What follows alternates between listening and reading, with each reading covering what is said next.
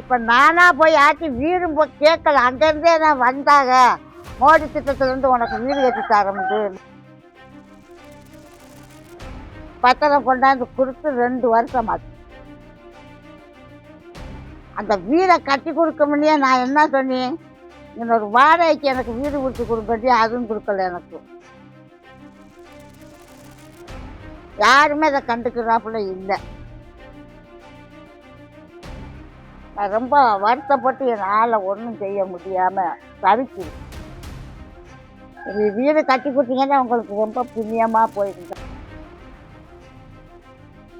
கடந்த 2001ஆம் ஆண்டு புதுடில்லியில் நடைபெற்ற விழா ஒன்றில் சுய உதவிக் குழுக்களின் அடையாளமாக திகழும் மதுரை சின்ன பிள்ளைக்கு ஸ்ரீ சக்தி புரஸ்கார் மாதா ஜுஜுபாய் விருது வழங்கியதுடன் அவரது காலிலும் விழுந்து வணங்கி இன்ப அதிர்ச்சியை ஏற்படுத்தினார் அன்றைய பிரதமர் அடல் பிகாரி வாஜ்பாய்.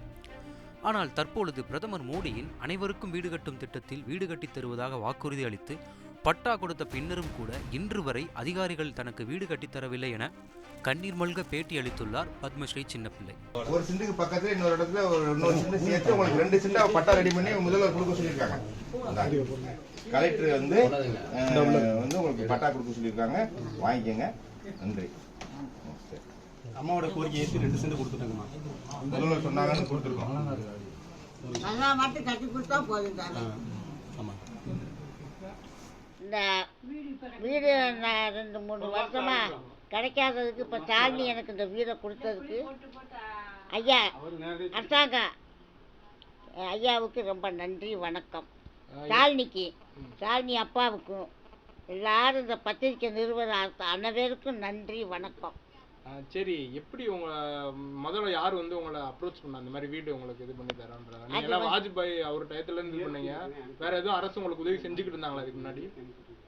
இல்லை அந்த என்னண்டா நான் வந்து பார்த்தாங்க வீடு இல்லாமல். நான் ஒரு சின்ன ஓலை குடிசைக்கில் இருந்தேன். அப்போ அந்த வாஜ்பாய் அவார்டு வாங்க போகல. சரி, அப்போ பார்த்துட்டே வீடுலேருந்து எழுதி போட்டிருந்ததை வச்சு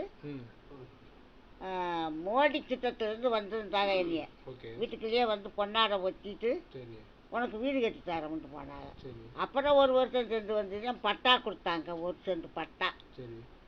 அந்த பட்டாவை மேலூர் தாசில்தார் அம்மா வந்து கொடுத்துட்டு போச்சு. அதோட ஒன்றுமே செய்யாமல் இருந்து 3-4 வருஷம் ஆச்சு. இப்போ ஐயா சாலினி ஐயா இந்த வீட்டை கொடுக்க சொல்லி ஆர்டர் பண்ணது ரொம்ப நன்றி வணக்கம்.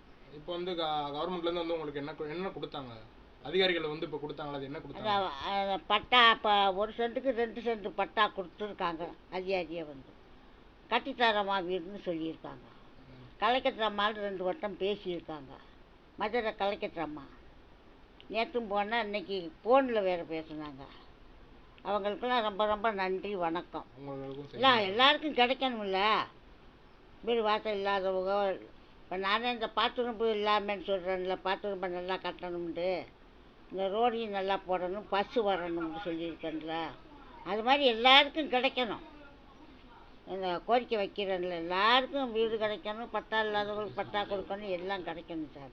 இப்போ வந்து இருக்க இளைஞர்கள்லாம் இந்த மது போதை அந்த மாதிரி சரக்கு அந்த மாதிரி இதாகிறாங்க. அரசாங்கமும் அதுக்கு நடவடிக்கை எடுக்கணுன்ற மாதிரி நீங்கள் எதுவும் இது பண்ணுறீங்களா? அரசாங்கமும் நடவடிக்கை எடுக்கணும். நான் சாலினி இங்கே வந்திருந்தார், வானொலியில் இருந்தார் கலெக்டர் ஆஃபீஸுக்கு. அன்னைக்கு பேசினேன் நான். அவர்கிட்ட பேசுனீங்களா? ஆமாம், அன்னைக்கு அங்கே கூட்டத்தில் பேசினேன். இந்த மாதிரி 10 வயசு பையன் 5 வயசு பையன் கூட அந்த இதை பிள்ளைய காலேஜுக்கு போகிறவில்லையே, பள்ளிக்கூடம் போகிறவில்லையெல்லாம் போய் வர முடியலை.